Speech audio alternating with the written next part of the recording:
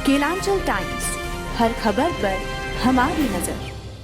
मुझे तो लगता था कि शायद इस बार वो ईवीएम की अर्थी का जुलूस निकालेंगे।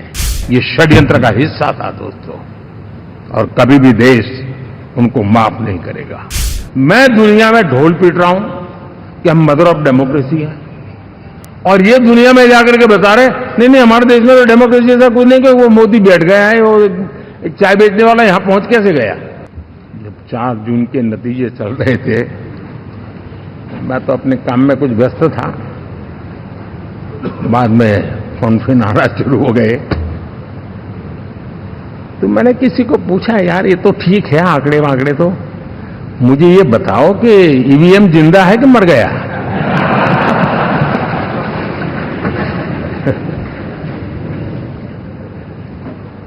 क्योंकि ये लोग तय करके बैठे थे कि भारत के लोकतंत्र और लोकतंत्र की प्रक्रिया के प्रति विश्वास ही लोगों का उठ जाए, और लगातार ईवीएम को गाली देना।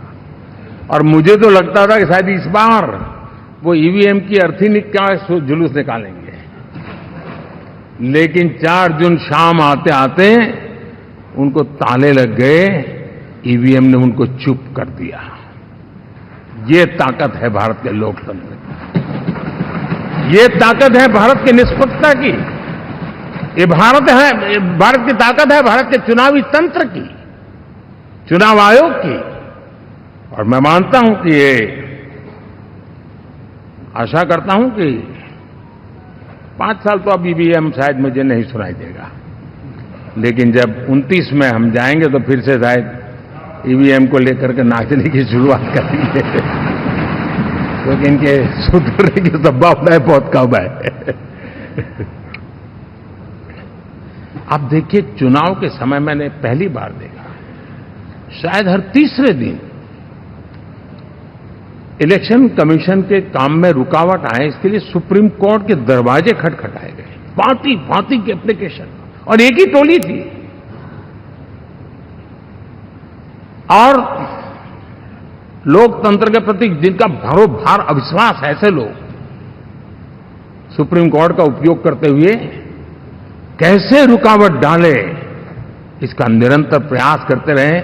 और चुनाव आयोग की ताकत का एक बड़ा हिस्सा अदालतों में, इस पीक आवर्स में, चुनाव के पीक आवर्स में,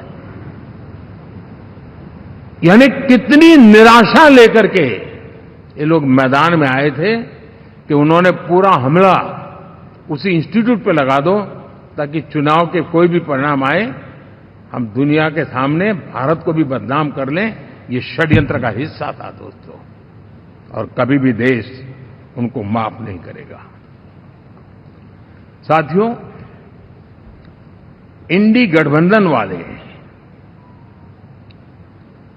जब ईवीएम का विरोध करते हैं तो मैं सिर्फ एक चुनाव के रूप में नहीं देख रहा, मैं मानता हूं ये लोग मन से पिछली शताब्दी के सोच वाले लोग हैं।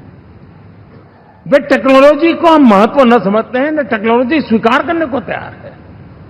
और ये सिर्फ ईवीएम में दिखाई दिया ऐसा नहीं, यूपीआई में दिखाया।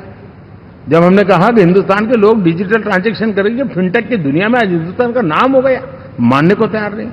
आधार आज देश की एक पहचान बना है। मैं तो देख रहा हूं कि मुझे कई देश कहते हैं कि हमें आधार की पद्धति से आगे बढ़ना है, आप कैसे मदद कर सकते हैं।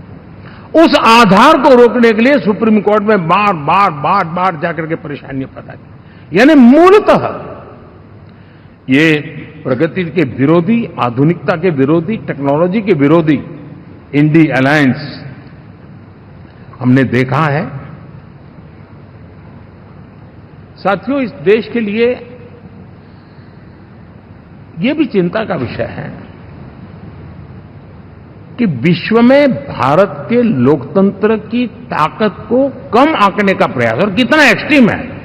मैं दुनिया में ढोल पीट रहा हूं कि हम मदर ऑफ डेमोक्रेसी है, और ये दुनिया में जाकर के बता रहे नहीं हमारे देश में तो डेमोक्रेसी ऐसा कुछ नहीं कि वो मोदी बैठ गया है, वो एक चाय बेचने वाला यहां पहुंच कैसे गया, कुछ तो गड़बड़ की होगी।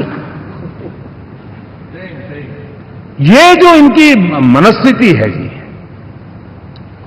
भारत के नागरिकों को चुनाव प्रक्रिया के प्रति अविश्वास पैदा करने का जो उनका षड्यंत्र है, मैं मानता हूं कि अब दुनिया भी भारत के लोकतंत्र की विविधता, विशालता, व्यापकता, गहनता, इन सबको भी जानने समझने के लिए आकर्षित होगी। ऐसे ही इस चुनाव के नतीजे में देख रहा हूं।